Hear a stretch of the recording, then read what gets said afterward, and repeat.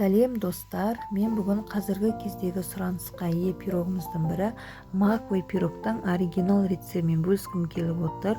Пирогтың ортасында және бетінде осындай меренгасы бар және креміне маскарпоне қосылған бұл пирогтың дәмі өте ерекше, жасап көріңіздер.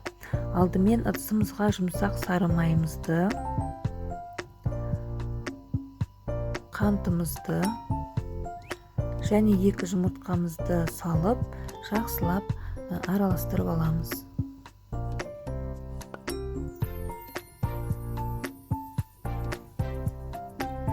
Енді үстіне мак пен миндальная мука, яғни миндаль ұнын қосып, тағы да араластырамыз.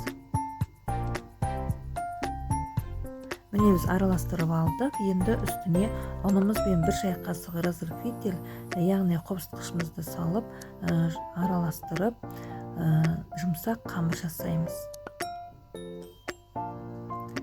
Меренгамызды дайындаймыз. Алдымен таза ыдысқа жұмыртқаның ақ-уызын салып, шамалы көпіргенше миксерлеп, үстіне қантымызды аз-аздан салып, қою меренга жасаймыз. Меренгамыз дайын болды. Енді үстіне миндальная мука мен крахмалды қосып, меренгамыз басылып қалмайтындай етіп, астынан үстіне қарай жақсылап араластырамыз.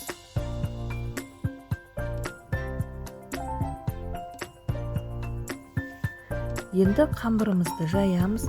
Дәл видеодағыдай пергаментная бумаганың үстіне қамырды салып, үстіне де осы пергаментная бумаганы жауып, оқтаудың көмегімен жайып шығамыз. Дайын болған қамырды формаға салып, жан-жағын тегістеп шығамыз.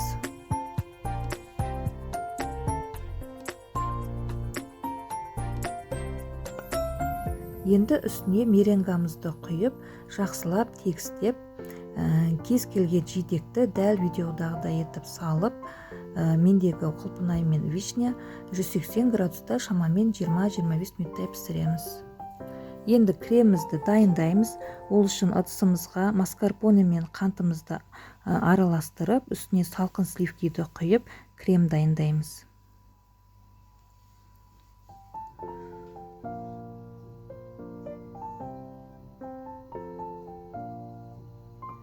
Дайын болған пирогымызды дәл ортасынан 2-ге бөліп, жартысына кремімізді құйып, тегістеп шығамыз.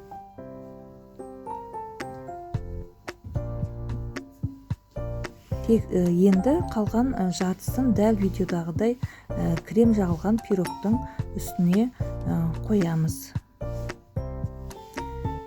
Мен осылай әсемдеп шықтым.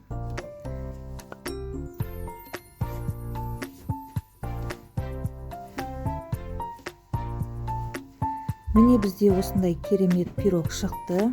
Дәмі ерекше нәзік, ауызға салса ерейтін өте дәмді пирог. Міндетті түрде жасап көріңіздер. Және лайк басып, каналыма тіркеліп кетуді ұмытпаңыздар.